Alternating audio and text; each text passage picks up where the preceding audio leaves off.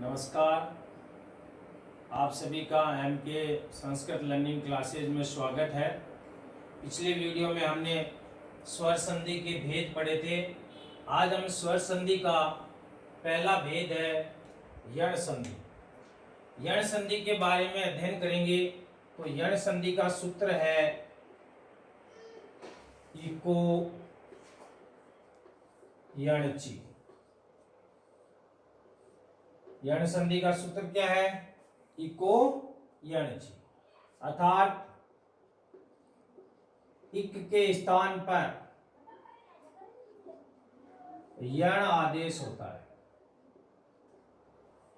इक के स्थान पर यण आदेश होता है। इक प्रत्याहार में 4 वर्ण आते हैं और यण प्रत्याहार में भी 4 वर्ण आते हैं। ह्रस्व ई, दीर्घ ई, ह्रस्व उ, दीर्घ उ, ह्रस्व री, दीर्घ री और री। इन वर्णों के स्थान पर य, व, र, ल वर्ण आदेश हो जाता है। यण प्रत्याहार में य, व, र, ल आदेश हो जाता है। इसलिए कहा गया इको यणचि सूत्र के द्वारा कि इक के स्थान पर यण आदेश हो जाता है अच परे रहते। अच का मतलब होता है स्वर परे रहते। अभी मैं आपको और समझाऊंगा। तो यण संधि की हमने पहचान निकाली है कि ई चाहे वो ह्रस्व है चाहे वो दीर्घ है, उ, री एवं री के बाद में यदि कोई असमान स्वर आ जाता है तो क्रमशः ई के स्थान पर य, उ के स्थान पर व, री के स्थान पर र और री के स्थान पर ल आदेश हो जाता है। कैसे? देखिए, ह्रस्व ई या दीर्घ ई के बाद में यदि कोई असमान स्वर आ गया, असमान स्वर का मतलब है ई और बड़ी ई जो दीर्घ ई है इनको छोड़कर यदि कोई दूसरा स्वर आ जाता है तो ई या जो दीर्घ ई के स्थान पर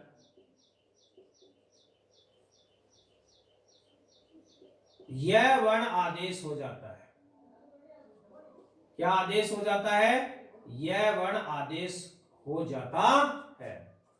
दूसरा है ह्रस्व उ या दीर्घ उ के बाद में यदि कोई असमान स्वर आ जाता है तो ह्रस्व उ या दीर्घ उ के स्थान पर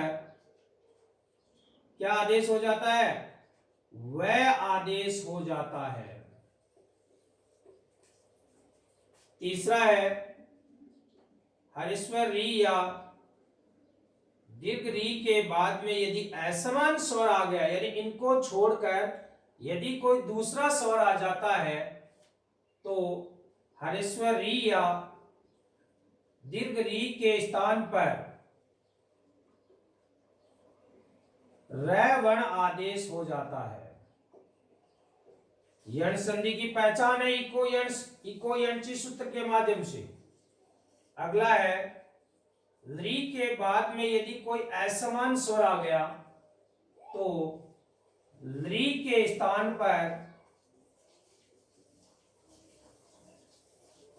ल वर्ण आदेश हो जाता है। आपको चारों बातें समझ में आई होगी। ये यण संधि की पहचान हो गई है और शॉर्ट में हम यण संधि की पहचान इको यणचि सूत्र के माध्यम से कह सकते हैं कि इक के स्थान पर यण आदेश हो जाता है अच परे रहते। इनको हमने विस्तृत रूप में समझाया कि ई के बाद में यदि कोई असमान स्वर आ जाता है तो ई के स्थान पर केवल ई स्वर के स्थान पर यह वर्ण आदेश हो जाता है। दूसरा समझाया कि उ या बड़ा उ जो दीर्घ उ है उसके बाद में यदि कोई असमान स्वर आ जाता है तो उ के स्थान पर वह आदेश हो जाता है। तीसरा मैंने समझाया री के बाद में यदि कोई असमान स्वर आ जाता है तो री के स्थान पर र आदेश हो जाता है। अगला समझाया कि री के बाद में यदि कोई असमान स्वर आ जाता है तो री के स्थान पर ल आदेश हो जाता है। अब आप इनको उदाहरण देखिए, उदाहरण से आपका और समझ में आ जाएगा। जैसे एक उदाहरण है इति प्लस आदि, यहां पर ई त ई प्लस आ प्लस दी। अब यहां पर देखिए ई के बाद में इति प्लस आदि, तय में ई है और यहाँ पे द्वितीय पद के प्रारंभ में आ है, तो ई के बाद में असमान स्वर आया है। ई के बाद में असमान स्वर आया है तो इको यणची सूत्र यानी यण संधि की पहचान स्थिति बनी। तो यण संधि के अनुसार इस ई के स्थान पर यह वर्ण आदेश हो जाता है। अब इन यह वर्ण आदेश होते ही वापस पीछे का तय और ई था और यहां पर क्या था आ और यहां पर क्या था दी। वापस इन वर्णों का हम क्या करेंगे, संयोग करेंगे। संयोग का मतलब होता है जोड़ना। संयोग का मतलब क्या होता है, जोड़ना। तो जब हम इनका संयोग करेंगे तो शब्द का निर्माण होता है इत्यादि। बात समझ में आई। उसके बाद में एक और देखिए आप, मधु प्लस अरि, मैं ध प्लस उ प्लस ए प्लस री। उ के बाद में असमान स्वर ए आया है। उ के बाद में असमान स्वर ए आया तो इस उ के स्थान पर वह आदेश हो जाता है। उ के स्थान पर क्या आदेश हो जाता है, वह आदेश हो जाता है। और वापस अब इस शब्दों को अपन यहां पर लिख करके इनका संयोग करेंगे। संयोग का मतलब होता है जोड़ना। संयोग का मतलब क्या होता है, जोड़ना। तो शब्द बनेगा मधुवरी। उसके बाद में अगला उदाहरण देखिए, पितृ प्लस अंश। पितृ प्लस अंश, यहां पर देखिए री स्वर है और यहां पर ए स्वर है। री के बाद में असमान स्वर आया है तो इस री के स्थान पर र आदेश हुआ।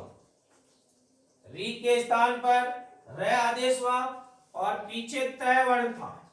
पीछे क्या था, तय वर्ण था। तो तय और र मिलकर के शब्द बनता है त्रय। क्या बनता है, त्रय। अब यहां पर शब्द क्या बनेगा, पितृंश। क्या बन गया शब्द, पितृंश। उसके बाद में इसका उदाहरण देखिए, री प्लस आकृति। री के बाद में असमान स्वर आ।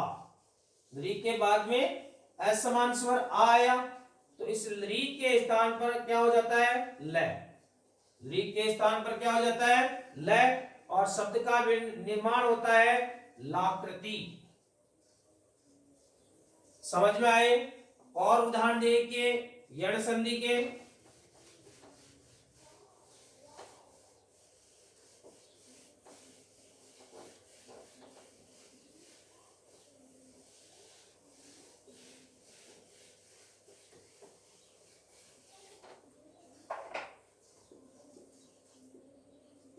सुधी प्लस उपास्य।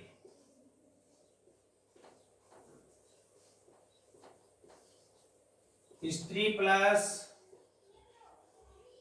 उत्सव।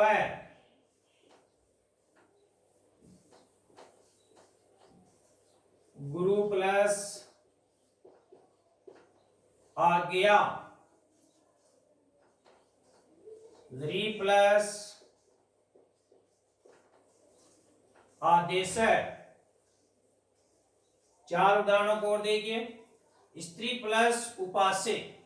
स्त्री प्लस उपास्य, यहां पर ईश्वर है और यहां पर ऊश्वर है। ई के बाद में असमान स्वर आया तो ई के स्थान पर क्या आदेश हो जाता है, यह। यहां पर हम इसको यह आदेश कर दिया तो सु, यहां पर आधा ध, ये यह को ऊ की मात्रा ऊ स्वर पूर्ण करेगा तो यहाँ पर यू और पीछे क्या बचा, पासे, तो शब्द बना सुदुपासे। उसी प्रकार यहाँ पर ईश्वर है, यहाँ पर ऊ स्वर है, तो ई के बाद में असमान स्वर, तो ई के स्थान पर यह, तो स आधा त्रय और पीछे यह में ऊ की मात्रा और पीछे शब्द बना उत्सव है, तो स्त्री उत्सव, स्त्री उत्सव है, स्त्री उत्सव है।